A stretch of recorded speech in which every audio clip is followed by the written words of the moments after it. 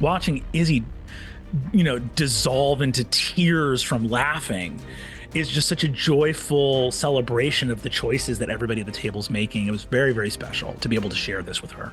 So, Brennan, hello. How are you doing today? I am doing wonderful, Christian. It's great to see you. It's nice to see you too. We have a few questions about the latest season of Dimension 20.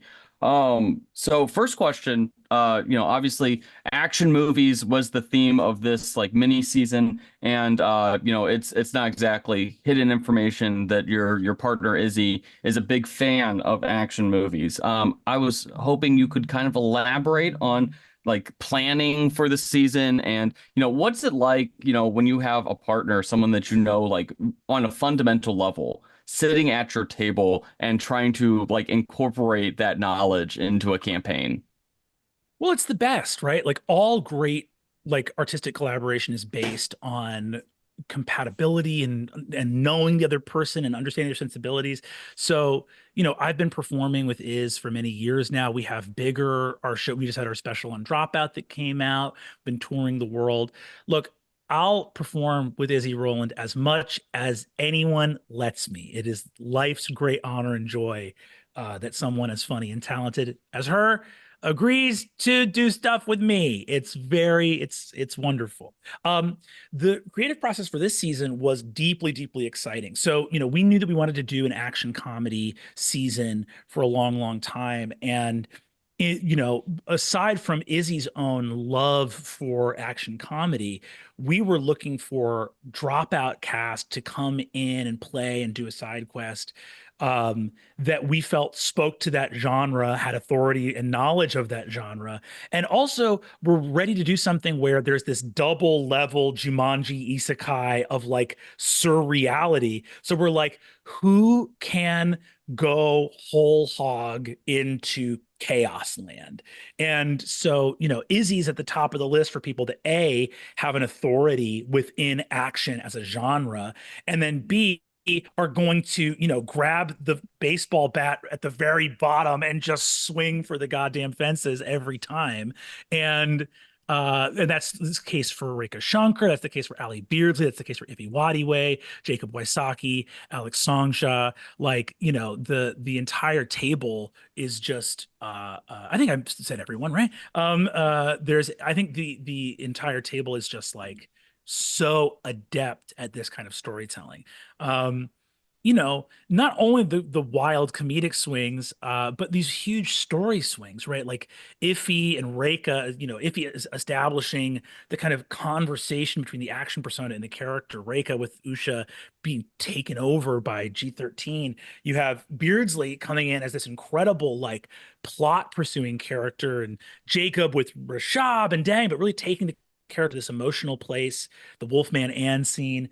Alex coming in and doing this remarkable thing with Liv at the very end of sort of rebelling against the rest of the awesome action heroes, and then is with these incredible huge swings in the final episode, and also just delving so into the comedy, this voice for Paula coming out of this Brooklyn detective, and also just like so much of the show is not only the swings that we're taking, but also how we celebrate each other at the table, like Mhm. actual play.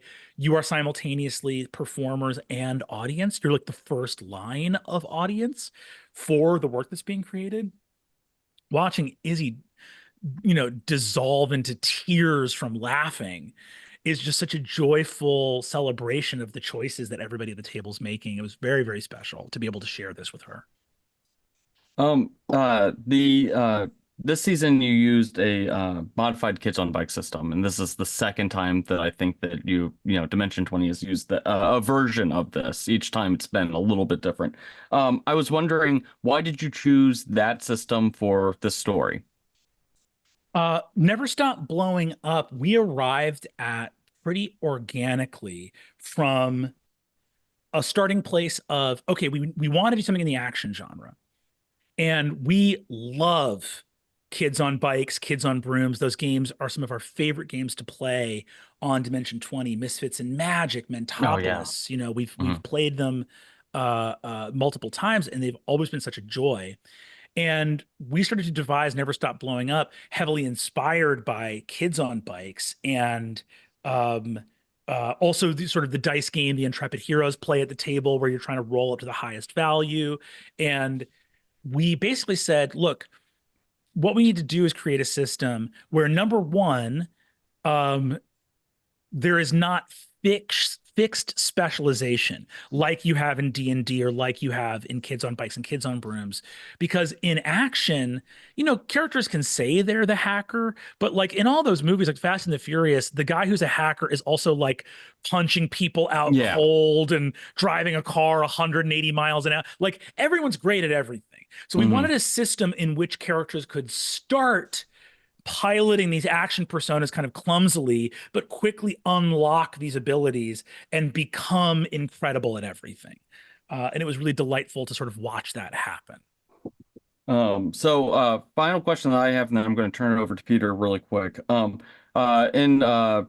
recent episode, you gave the players the chance to like BDM for 60 seconds. What went into your thinking when you gave that option, and were you surprised on how all of that turned out? I knew that in the spirit of this season, which is we're not just going to go down the rabbit hole. We're going to like put on a helmet, climb into a cannon, and get fired down the rabbit hole at top speed. That I needed to create a situation to show this is how off the rails we are prepared to get, right? There's almost like a trust fall exercise to this where it's so goofy and over the top and outlandish that I'm like, it will not get as crazy as it needs to unless I remove myself from the GM seat to show that this is the top speed this craft can get to. And I was overjoyed at the lunacy visited upon the game by Iffy and Reika and Izzy. And I only wish that we had been able to play long enough for I mean, they were rolling pretty hot. I kind of can't believe how many nat 20s we hit in those last two episodes. It was a joy. It was a total joy. One bonus question before I turn over to Peter. Sorry. What would the creative choice that every episode you got more and more fucked up, like in terms of your makeup? Our incredible head makeup artist, Denise Valentine, who's been with us since day one. She is a genius. She is such an incredible artist. We in this season knew we were not going to be using minis. It was not going to be a tactical combat system. And in talking about how to bring production value, how to we create a televised show. There's a visual medium to what we do. And Denise came in swinging with this concept of an increasingly blown up look. I had done a sort of look for Dungeons and Drag Queens, and it got a very positive response from our fans and viewers. And when Denise pitched this as like, this is how we can have like visual production value on screen, is basically an increasingly blown up narrator.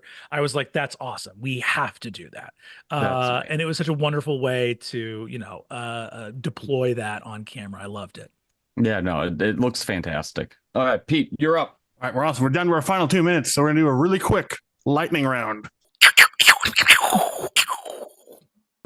Let's go. We will insert the Brennan version of the lightning round graphic here.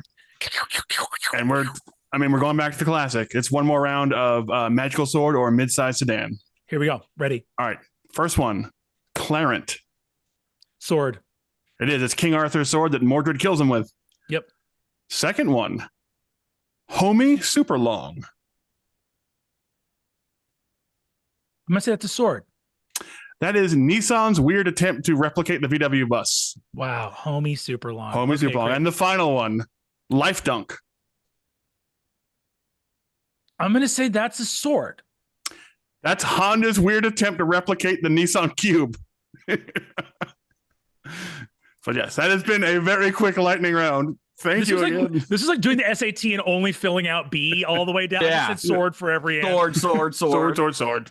The problem is, I know that they don't sound like cool magical swords, but there's just all I can see is like furikuri, like that type of anime where I'm like, I don't know, maybe they got a sword called a super dunk.